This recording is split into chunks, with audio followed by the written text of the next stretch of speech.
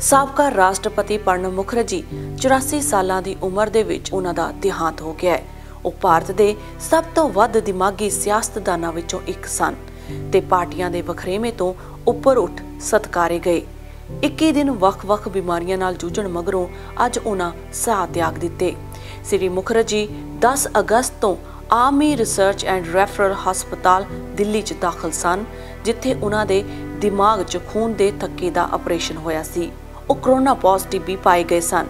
ਬਾਅਦ ਵਿੱਚ ਉਹਨਾਂ ਨੂੰ ਫੇਫੜਿਆਂ ਦੀ ਲਾਗ ਹੋ ਗਈ। ਉਹਨਾਂ ਦੇ ਪਰਿਵਾਰ ਵਿੱਚ ਇੱਕ ਧੀ ਤੇ ਪੁੱਤਰ ਹਨ। ਲੰਮਾ ਸਮਾਂ ਕਾਂਗਰਸ ਨਾਲ ਜੁੜੇ ਰਹੇ ਮੁਖਰਜੀ 7 ਵਾਰ ਸੰਸਦ ਮੈਂਬਰ ਰਹੇ। ਉਹਨਾਂ ਦੀ ਹਾਲਤ ਨਿੱਘਰ ਰਹੀ ਸੀ ਅਤੇ ਫੇਫੜਿਆਂ ਦੀ ਲਾਗ ਕਾਰਨ ਉਹਨਾਂ ਨੂੰ ਸੈਪਟਿਕ ਸ਼ੌਕ ਲੱਗਾ ਸੀ। ਉਹ ਕੋਮਾ ਵਿੱਚ ਸਨ ਤੇ ਉਹਨਾਂ ਨੂੰ ਵੈਂਟੀਲੇਟਰ ਦੇ ਸਹਾਰੇ ਰੱਖਿਆ ਗਿਆ ਸੀ। ਡਾਕਟਰਾਂ ਮੁਤਾਬਕ ਪ੍ਰਣਬ ਮੁਖਰਜੀ ਦਾ ਦੇਹਾਂਤ ਕਰੀਬ 4:30 ਵਜੇ ਦਿਲ ਦਾ ਦੌਰਾ ਪੈਣ ਨਾਲ ਹੋਇਆ। ਉਹਨਾਂ ਦੇ ਪੁੱਤਰ ਅਵਿਜੀਤ ਮੁਖਰਜੀ ਨੇ ਸਭ ਤੋਂ ਪਹਿਲਾਂ ਪਿਤਾ ਦੀ ਮੌਤ ਬਾਰੇ ਸੂਚਨਾ ਦਿੱਤੀ। ਭਾਰਤ ਦੇ 13ਵੇਂ ਰਾਸ਼ਟਰਪਤੀ ਰਹੇ ਪ੍ਰਣਬ ਮੁਖਰਜੀ ਨੂੰ ਰਾਸ਼ਟਰਪਤੀ ਰਾਮਨਾਥ ਕੋਵਿੰਦ ਤੇ ਪ੍ਰਧਾਨ ਮੰਤਰੀ ਨਰਿੰਦਰ ਮੋਦੀ ਸਣੇ ਕਈ ਆਗੂਆਂ ਨੇ ਸ਼ਰਧਾਂਜਲੀ ਭੇਟ ਕੀਤੀ ਹੈ।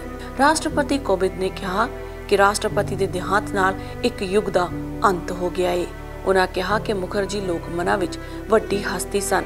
ਉਹਨਾਂ ਦੇਸ਼ ਦੀ ਨਿੱਠ ਕੇ ਸੇਵਾ ਕੀਤੀ ਹੈ।